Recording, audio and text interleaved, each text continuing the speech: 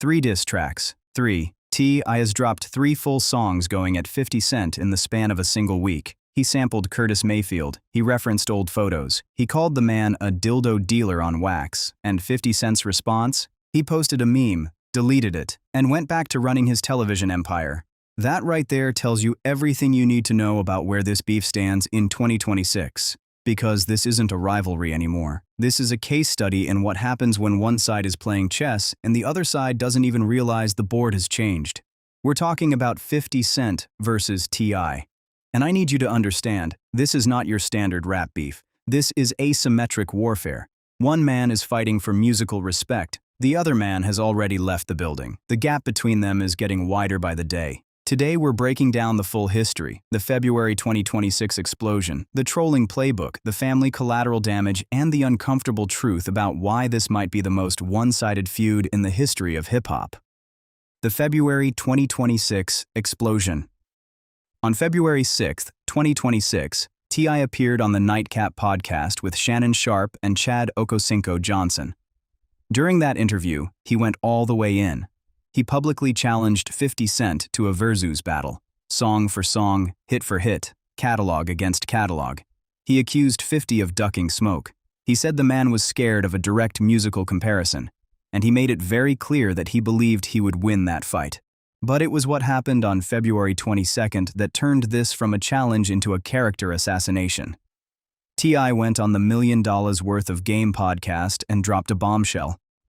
He claimed that he and 50 Cent had actually reached a private agreement to do the Verzuz battle, that they'd shaken on it behind the scenes, and then 50 backed out and pretended like it never happened.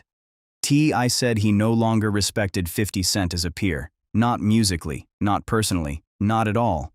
And that's the moment the whole thing shifted. Because once T.I. made it about character and not catalogs, he gave 50 Cent exactly what 50 needed, an excuse to go personal. The very next day, February 23rd, 50 Cent posted an unflattering, heavily manipulated image of Tamika, Tiny Harris, T.Y.'s wife, on Instagram. The caption was cold. Just, "I keep saying keep my name out your mouth, okay?" That's it. No diss track, no freestyle. Just a meme targeting the man's wife. And then it got worse. T.I.'s youngest son, King Harris, jumped into the fight on Instagram stories. He posted images of 50 Cent's deceased mother's tombstone and made explicit comments about her death. And just like that, a Verzuz challenge turned into a scorched earth family war. T.I. responded by dropping a diss track called What Bully. The cover art was a photo of 50 Cent looking gaunt and sickly from his 2011 movie role in All Things Fall Apart.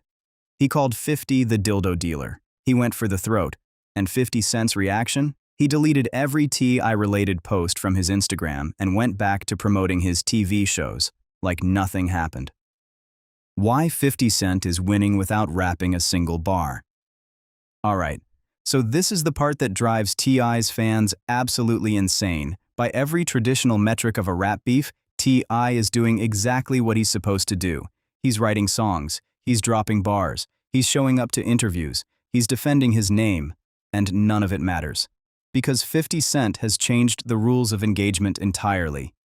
Here's the reality. 50 Cent in 2026 is not a rapper. He is a media mogul who used to rap. His primary business is G-Unit Film and Television, which just finalized a $124 million investment in a multi-phase entertainment redevelopment project in Shreveport, Louisiana. That's a 985,000 square foot studio facility. He's producing shows for Starz, for Netflix. He just produced the Diddy docuseries, Sean Combs' The Reckoning. In 2025, he was New York's #1 streamed rapper on YouTube with 1.9 billion streams, and he didn't even drop an album. When T.I. drops a diss track, it reaches a core audience of hip-hop purists. When 50 Cent posts a single meme of Tiny Harris, it goes viral across every platform, every demographic, including millions of people who might not even know 50 Cent was ever a rapper. That's the asymmetry. T.I. is fighting for musical validation. 50 is reinforcing his brand as the internet's ultimate troll. And the troll always has the advantage, because the troll doesn't have to win. The troll just has to make you lose. And then there's the nuclear option. After his successful Diddy docuseries, 50 Cent has been publicly teasing a project called Surviving T.I. and Tiny. That's not a diss track. That's a documentary threat. And it moves the beef from Instagram memes to a streaming platform, where T.I.'s past sexual assault allegations, though dismissed in court, would be dredged up for a national audience all over again. You cannot counter that with a freestyle. T.I.'s side, the king with no kingdom. Now look, I want to be fair here, because T.I. is not some random rapper punching up at a legend. The man is a certified hip-hop icon, trap music, king, paper trail. He helped define an entire subgenre. He has the catalog, the awards, the cultural impact. In a song-for-song Verzuz, a lot of people genuinely believe T.I. would win that fight, and his diss tracks in this beef are not bad. War sampled Curtis Mayfield and had legitimate bars. He rapped about 50, wearing a concrete crown that don't even fit. The right one tried to frame 50 as a meme account hiding from real competition. Even his son Damani released a track called Ms. Jackson that hip-hop fans actually praised for being meditative and thoughtful instead of chaotic. But here's the problem, and this is the part that T.I. cannot solve.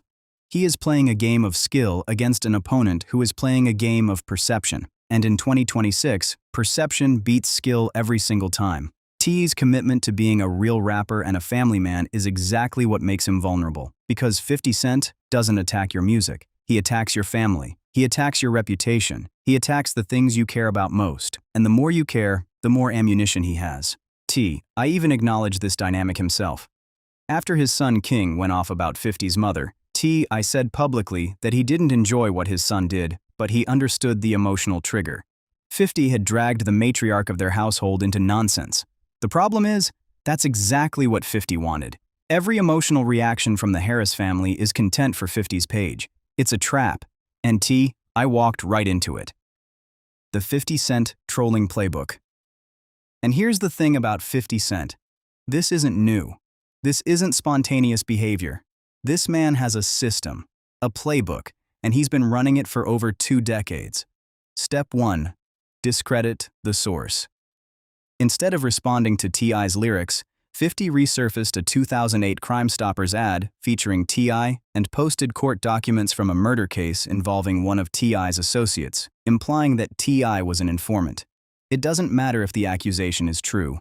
What matters is that the conversation shifts from who has better music to who has more credibility. Step 2. Target the support system. With Rick Ross, 50 flew out the mother of Ross's child, Tia Kemp. With T.I., he went after Tiny. Post an unflattering photo, add a dismissive caption, and wait. The opponent's family will react emotionally. They always do. And then 50 uses their emotional reaction as further proof of his dominance. Step 3. Delete everything. After a few days of chaos, 50 wipes every post about the beef from his page. This frames the entire conflict as something that was beneath him, a temporary distraction he's already moved past. Meanwhile, T.I.'s diss tracks are still up, still being analyzed, still proving that he cared. And 50's page is clean. Back to promoting power, back to cutting ribbons at his studio. And in 2026, he's added a 4th step, AI-generated mockery. During the Diddy trial, 50 used AI to generate images of Diddy looking weathered in prison. He's brought the same energy to the T.I. beef, using AI-generated insults and memes that look professional, travel fast, and are impossible to counter with a rap verse. This isn't the first time. And if you think this is just a 50 Cent thing, I need you to understand. This is now the blueprint for how modern rap feuds are won. The pattern is always the same. In 2015, Drake versus Meek Mill. Meek had the truth. The ghostwriting allegations were legitimate. But Drake dropped back-to-back, turned it into a meme, and the internet decided the winner based on who looked cooler under pressure. Meek was more emotionally invested. Drake was more detached. Drake won. Eminem versus Benzino. Benzino dropped multiple diss tracks.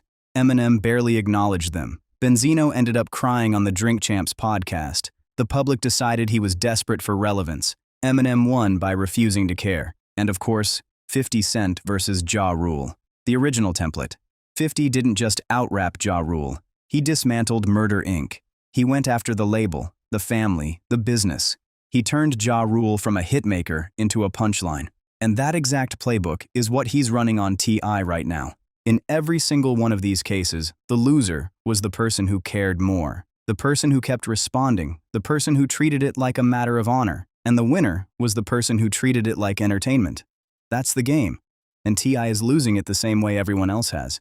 So here's where I land on all of this. We are watching the death of the traditional rap beef in real time.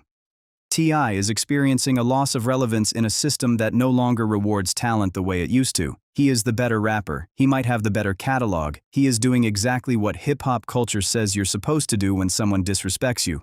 Go to the studio, write bars, and defend your name. And it doesn't matter. None of it matters. Because 50 Cent figured out something T.I. still hasn't accepted. In 2026, you cannot out-rap someone who has already left the rap game. You cannot win a lyrical battle against a man who fights with memes and documentaries and $124 million studio complexes. The playing field isn't level. It was never going to be level. Because 50 Cent isn't trying to be the better rapper. He's trying to be the last man standing. And the last man standing is always the one who cares the least. T.I. called himself the King of the South, and he earned that title. But the kingdom has changed. The throne isn't in the studio anymore. It's on Instagram, it's on Netflix, it's in the boardroom, and the crown goes to whoever controls the narrative, not whoever writes the better verse. The tragedy isn't that T.I. is losing, it's that he's losing a game he was never invited to play. The man who's winning didn't even bother to show up to the fight. He just sent a meme, deleted it, and went back to work. And that might be the most one-sided victory in the history of hip-hop. Not because 50 is better, but because he figured out that in the attention economy, the person who cares the least holds the most power. That's a lesson that goes way beyond rap.